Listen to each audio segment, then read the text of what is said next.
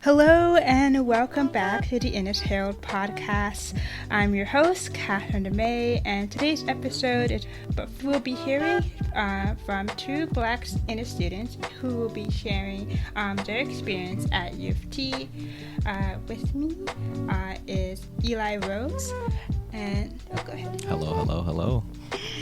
Yeah, and today we're going to be going through some of the questions, but those who will be asking me the questions will be Lina, who is going to be our temporary host. Hi, it's very exciting to be here. Yeah. So, Lina, whenever you're ready. Okay, great. All right, then let's get started into questions. So, the first question would be, what does it mean to be a Black Canadian to you? And what's your experience with the community? Yeah, I can start for sure. So what does it mean to be a Black Canadian to me? For me, I guess you can break it down into each word. One, it means to be Black. That could be, obviously a biological thing. My mom's Black. That could be, a social identity thing. Maybe not so much now, but definitely when I was younger, I used to present, obviously as Black or at least, mixed race. So there's obviously that kind of part of it to it as well. And then, yeah, I consider myself Canadian as well, right? I was born and raised in Canada. My dad was born in Canada. I love Canada. I it's a place where I can see, myself calling home for a very long time. So yeah, that's kind of how I see, again, this term Black Canadian. It is kind of split into two. I think as well, there's a kind of a third maybe category which putting them together, Black Canadian. I see, again, this is more like social class, from a social class perspective. Being a Black Canadian, sometimes it's more subtle, but you realize that on the social hierarchy, Black Canadians are one of the, if not, on the lowest rung. So, you get those implications throughout your life in different ways, which I'm sure I will be touching on later in the podcast, but that's, how I see being a Black Canadian. Sorry, what was the second question? Oh, the second question was, what's your experience with the community? Yeah, the community, UofT community, or just like Black community in general? I'd say that would be very much open to your interpretation, but right now I'd say within the Black Canadian community, because we do have another question targeting UofT community later on. Right. Yeah, I would say I'm a community member. I grew up in Scarborough. A large part of that was in Malvern. Grew up around a lot of other Black people. My school was filled with Black people usually, especially, as I said, growing up in Scarborough. So yeah, I'm a community member. Now in later stages, I wouldn't say the later stages of my life, but as I got older, I also try to be a contributor. Not the greatest at it, but definitely as I started UofT, definitely starting to align myself more with contributing to the Black community in Canada. But yeah, it's been very, I would say, surface level in the sense of, other than actually just living it, there hasn't been that much interaction, I would say, and that's kind of one of the things I'm trying to improve with doing things like this podcast and my work at the university. Yeah, if I were to answer this, Black Canadian, I think I have a very opposite experience to you, Eli, simply because, first of all, I came here as an immigrant, so I lived in the Caribbean for most of my childhood life until I turned 8 and moved to Quebec City, which is a very white and old city in Canada, and it was not until then that I actually recognized the idea of being Black was a thing, because in Jamaica, there's it's like one culture, so you don't really recognize that you are supposedly different from another person. You're just a person. So when I became a Canadian, I think I just kind of, really liked the culture, really became very invested in or grew up in very like Anglo-Saxon and French Francophone white culture. That's where a lot of where I grew up, and among a lot of white people, not a lot of blacks. I was often the tokenized black person in my school and in my classes, and so my tie to the black community has always been this distance, if you will. You know, a lot of the sayings that people say, or even how they say it, or the many cultural aspects that kind of like are lost to me.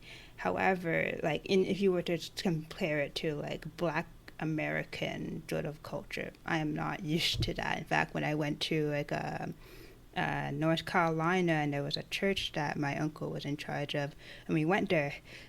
It's a complete black church, so I was a bit overwhelmed by the amount of black people that were there and how they carried themselves and what was different.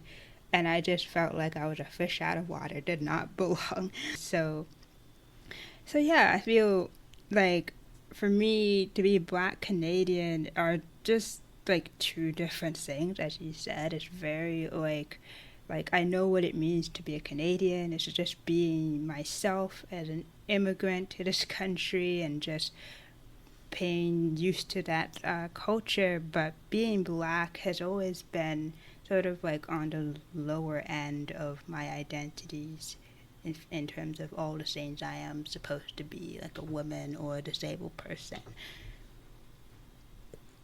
That's great. Sounds like you two had very drastic differences just during your upbringing and just basically the places that you've lived. And of course, that's the kind of contrast we want to have in our podcast.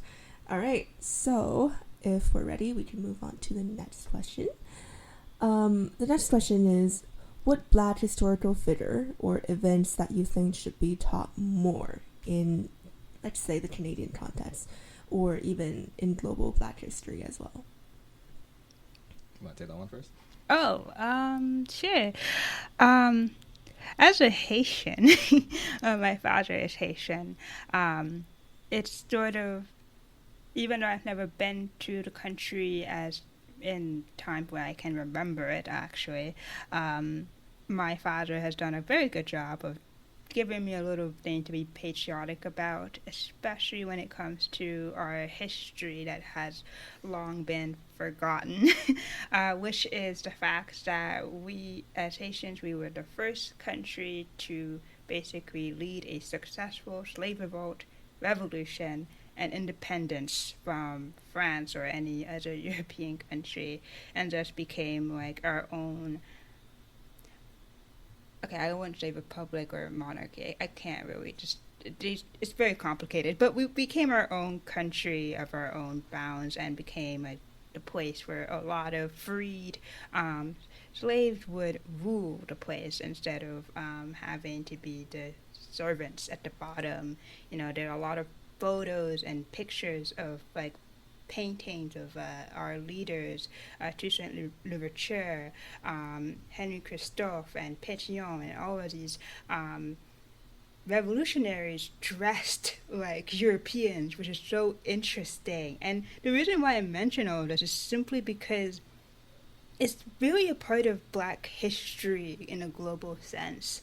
Like, there were many revolts that were not successful back in the day, and that so like a lot of black history has always been focused on the American history that we already know, and that's true. But like, and that, you know, it's really important if you want to connect it in a more geopolitical sense. But if you were to talk about black history as a whole in a global sphere, like, I feel like Haiti's history and legacy to the world should be showcased a bit more to kind of show that, like, hey, we did succeed at one point, and could have been a lot more if it wasn't for, you know, a couple problems down the road. Yeah, no, for sure. And I guess I just want to echo a lot of what you're saying. Just kind of dwelling on this question and just kind of in this podcast, I just want to echo those historical moments. And as you were talking, it really made me think of like Black history is global history, actually. And Haiti is, definitely a perfect example, because it was the first, colony basically to gain independence. I think it was the first Black colony or something like that. But it was a very special case. French actually got up all in arms and wanted to take it back. So it was actually a very significant historical moment, very relevant because it didn't really happen that often, or if at all. If it wasn't the first, it was definitely one of the first. And that really just makes me think of, again, just treating Black history as world history and celebrating, the history of Black people outside of, America and outside of the, slave trade. That's kind of really my wish. And I think that's why, movies like, Black Panther and The Woman King really resonate with people, because it's really talking about and celebrating the success and the successes of Black people throughout the world. So that would kind of be, my general, I think, overall answer is to really, and I know this is why we have Black History Month, to kind of, highlight, some of these successes and some of these, moments worth celebrating. But it still kind of marginalizes it into a month where, again, it just separates it from world history, right?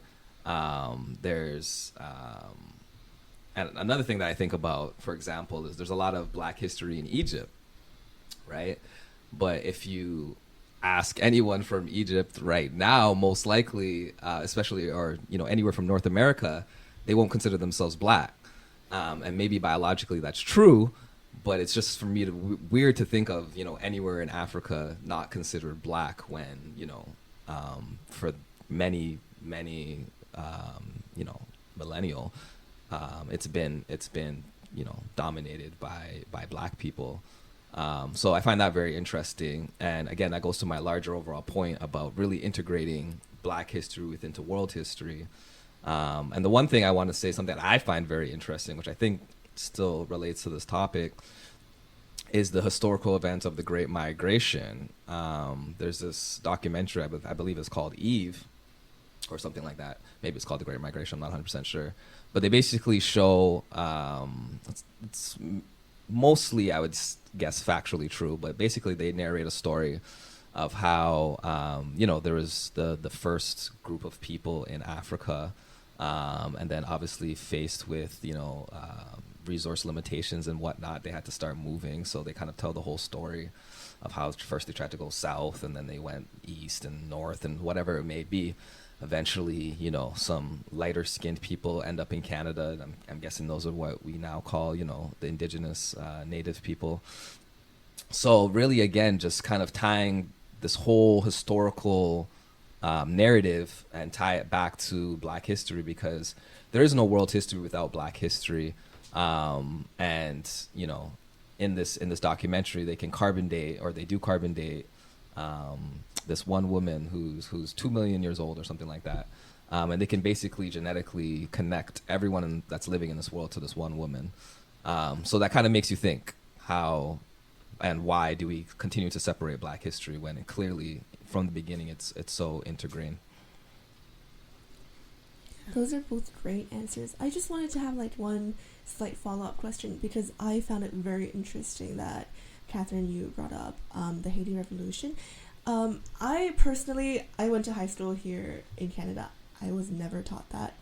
Have any of you been taught that as part of your secondary or maybe even primary education? Well, since I suggested the topic, I'll go first. Yeah, I have been, I don't think anywhere in elementary we discussed it, but it was not until high school, I suppose. We had this world history class or something, so I guess that's when we started talking about slavery in February, obviously. That's how they sprinkle it in. They talked about it in brief, like very faintly. They talked about the different slave revolts, the one in Louisiana, the one in like places, whatever. They talked about the Loyalists in Nova Scotia, all that stuff. And then there was like that one chapter like at the bookend where they like say, oh, it was also like this very successful slave revolt in Haiti that happened in 1804. That was like, it took like 13 years to do, and it happened.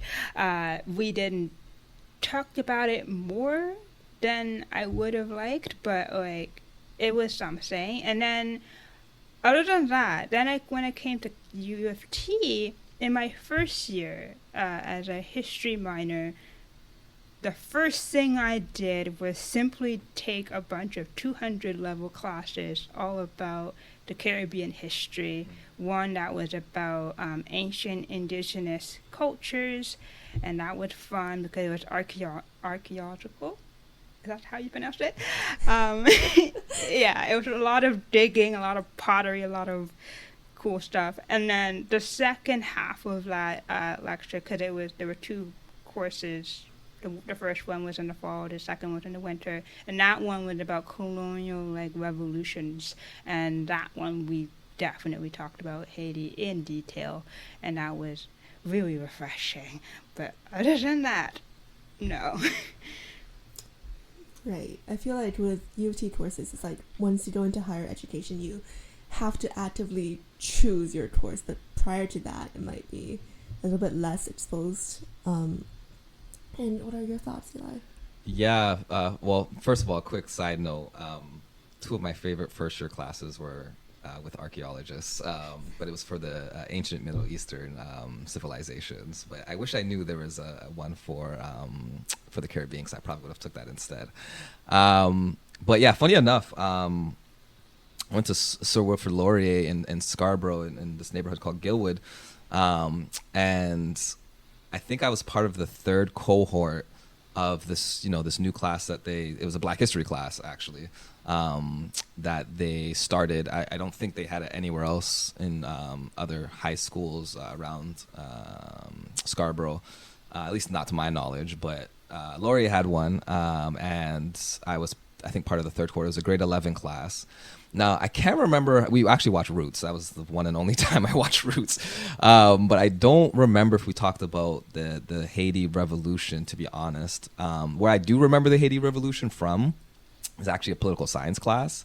I don't remember what context exactly it was in, but they were talking about, and that's how I know about, the French were all up in arms, because they were really mad that they allowed basically, Black people or slaves or subhumans to kind of take back the island. Mm-hmm. I think they took over the whole island, actually, not just the Haiti side, but the Dominican Republic side as well. So yeah, just like kind of to your point, if I wasn't in that class, I would have pretty much no secondary education background of Black history, and even in UofT, luckily. We have some pretty progressive and woke professors here, so we were able to add that to the overall discussion. And as I said, I think because it is a world historical moment, it would be kind of weird and suspect to kind of leave it out when you're talking about politics and power and things of that nature. So yeah. If I were to just sort of comment on what you just said, Eli, a little bit about how if that concept of the French were all up in arms and and all that stuff. I had to do this for history research paper, so I know this. I like doing it for all my assignments. But basically, one thing I found out was that there was a period in the is that the 17th century? I don't know, man. This is I should be a history professor. I don't know. But it's so confusing. We learn things and we forget them. Yes.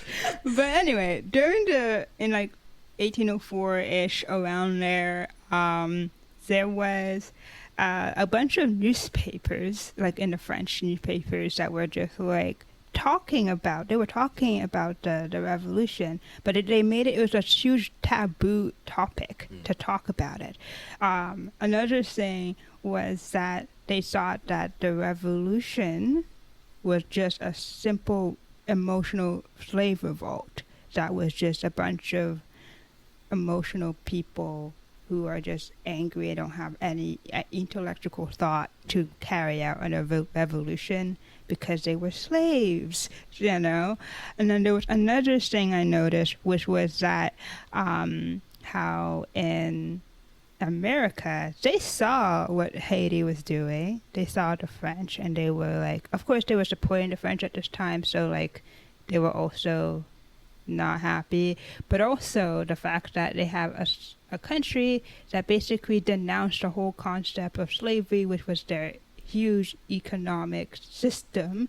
They were like, we're just going to exile every single Haitian that lives on our plantation so that they don't give any ideas.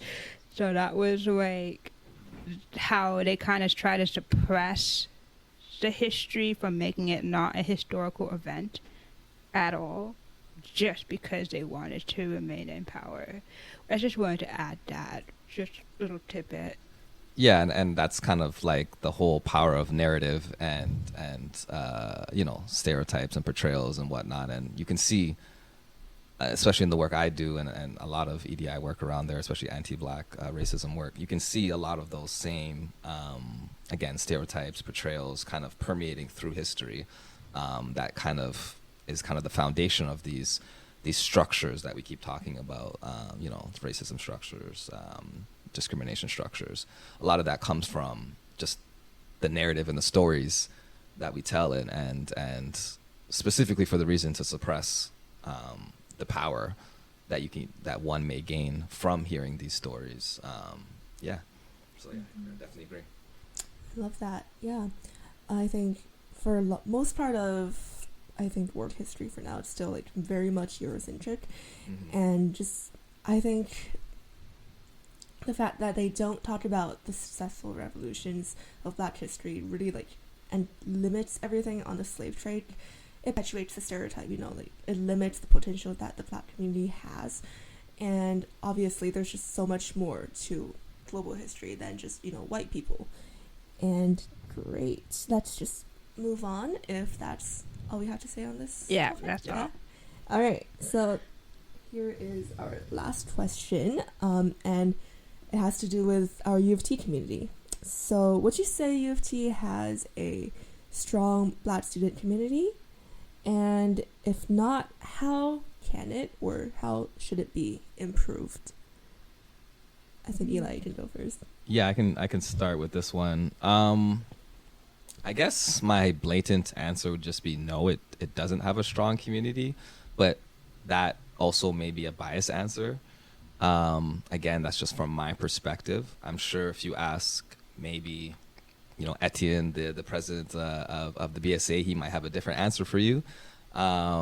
So I think it really depends on your positionality at the university. For me, as one of the two first, you know, inaugural Black student orientation coordinators this year, I found there was even though there's a real kind of need and kind of excitement and want for community, I found it to kind of be a struggle to kind of get that community kind of all together. And even, yeah, that was basically 3, 4, 5 days of events. But even afterwards, like, I would still say, like, you would think that would be kind of almost a catalyst to strengthening the Black community, but I don't really see it. Again, that could be from my perspective. I'm a bit more reserved, a little bit more private, not as social, so that could just be my experience. Maybe I have a different, you know, scale of measurement. I'm kind of, you know, more interested in seeing, like, more of those, like, tangible, progressive type of, you know, outcomes. For example, like with Innis College Black Student Experience, you know, the tangible outcome was, you know, hiring 2 black students to be orientation coordinators for black student orientation. Tangible results actually having black student orientation. Tangible results putting up the money for black student orientation. So like those are kind of like the things I kind of measure it against. Now, obviously, that's not the only way to measure community. Of course, there's the community members that actually get the support, every day, as the Black Student Engagement Student Life Coordinator Modele would say, he found his tribe. So I'm sure there's many black students who found their tribe, who, go to events or maybe, have black friends, study together, go out together, talk about different things, support each other. I'm sure there is that there, but I do think that there's still more that could be done in sense of bringing it more mainstream and in sense of maybe bringing it to every college, every department. There's just little pockets right now. And I feel like because of, black students being a small minority, not only in Canada, but also at the university, sometimes those real needs kind of can get pushed aside for these more performative, just let's throw money and let's host black student orientation versus like what is those, small pockets of black students really actually need to build community, to find their tribe, to really maximize their potential within this tribe and within this community together. So those are kind of the things that I think about in terms of like what would make the black community stronger. I think I kind of alluded to it a little bit, but I don't really have a firm answer. I guess it would just be, again, just less performance and more tangible, substantive, actual outcomes, I would say. Maybe actual research on black students, if you really want to know what they need instead of just acting like you know what they need, or just hiring 2 black students and saying like, yeah, you guys tell us what black students need, like we represent the whole black community. So I would say just being a little bit more intentional, being a little bit more purposeful, and obviously as a political science student, I'm specifically talking about people in power.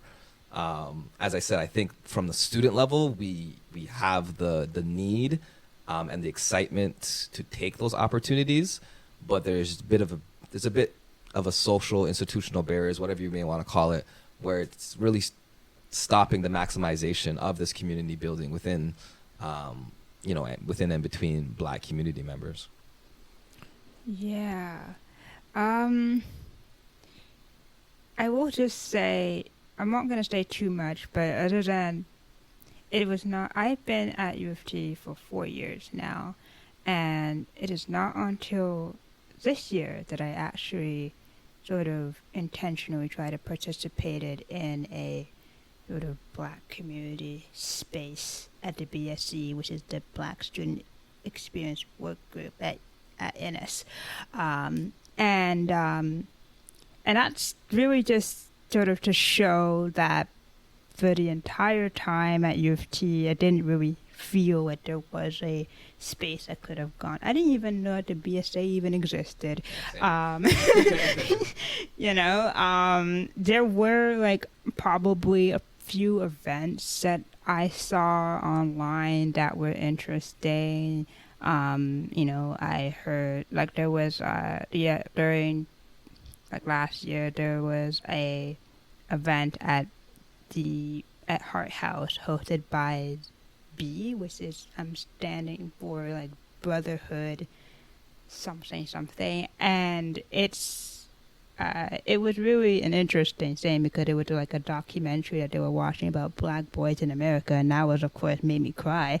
But like I had to had been at Hart House to know that this event was happening. When I think about the black student experience at UofT, it's very like everybody's schedule is completely different. Everybody's like their way of viewing UofT is going to be different. Me and Eli don't have different walk of life.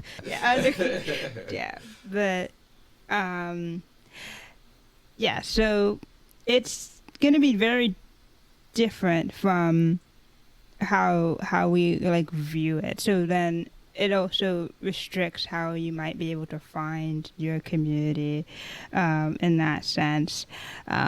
So, yeah, I don't think there isn't much. But if you were to make it improve, I really just feel like it's just going to, it's kind of hard to come up with suggestions, to be honest. But like, I really just feel like as Eli said, you've got to be intentional, and it shouldn't just be like something that, oh, it's Black History Month, let's do something for Black history, for Black communities and students. No, let's do it year round, please. We need to be able to participate and find our group if we want to participate in that group. So yeah, I just think it's something that we just gotta continually think about and do, and find ways to make friends and connect with other people.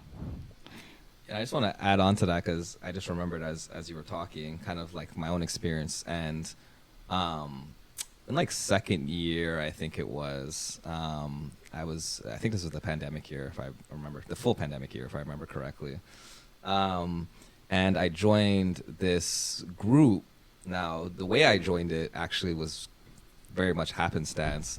So the way I joined this group was very much happenstance because it was like a message sent by I think it was either the Association for Political Science Students or the Canadian Political Science or Student Society or something like that.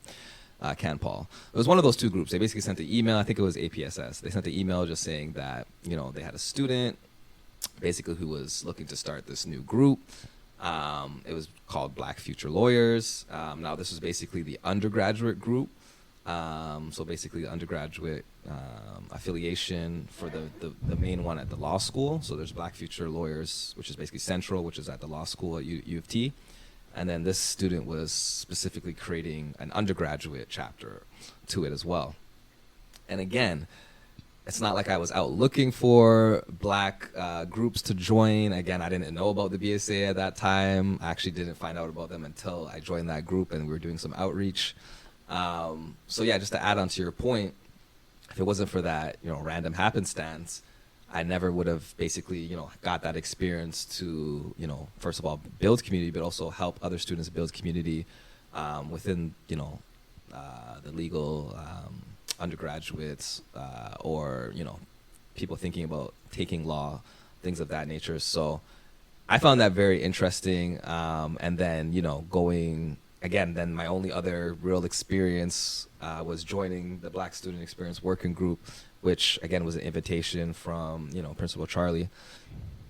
And then, seeing the Black Student Orientation Coordinator position opening up just last spring or last summer or whatnot. So I think a big part of it is awareness and maybe, like, figuring out how the university and colleges can better support that kind of dissemination of information of, like, where these communities are celebrating, where they're holding events, maybe put a little bit more money into helping them promote those events. Maybe Central Student Life communications could help promote these events. I know there's a lot of politics around that, but if we're really truly thinking about trying to build the community, then we need to get over some of these political barriers and just kind of do it. The money's there, the communication channels are there.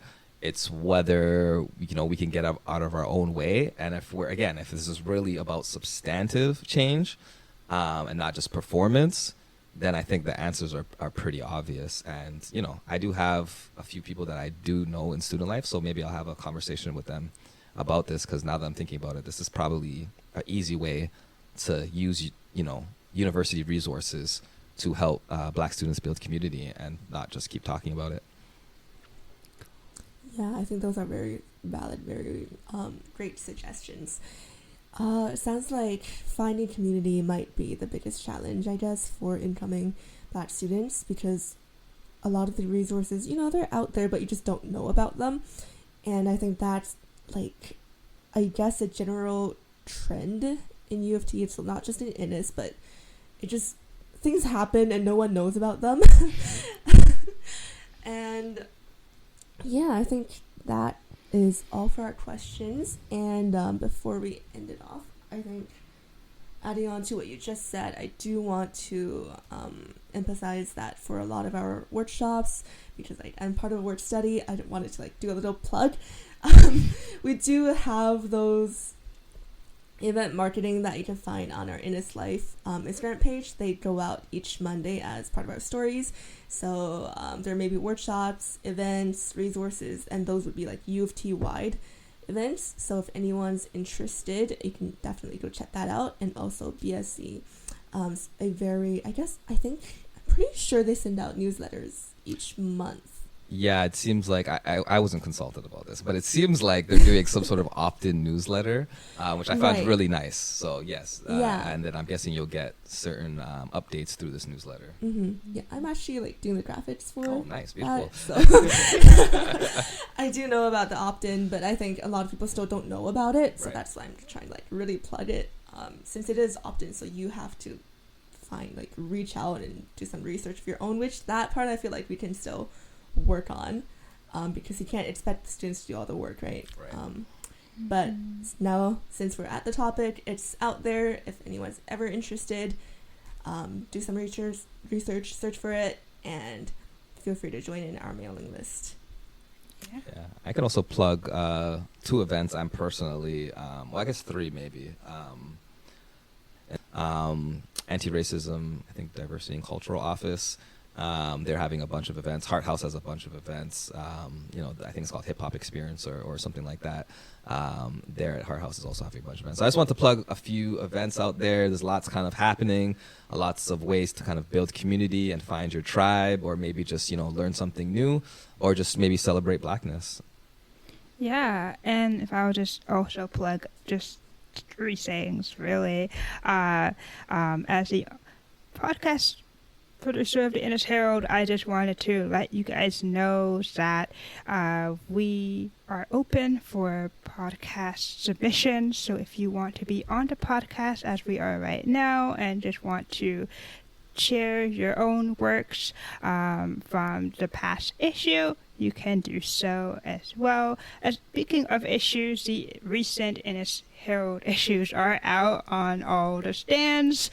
I believe they're at Robarts, Innis Residence, as well as Sydney Smith and other places. So please grab a copy. It's our special love letter to Old Innis issue. So please give us a little bit of love for that. Super wild issue. I took a skim this morning. I was like, oh, okay, this is edgy.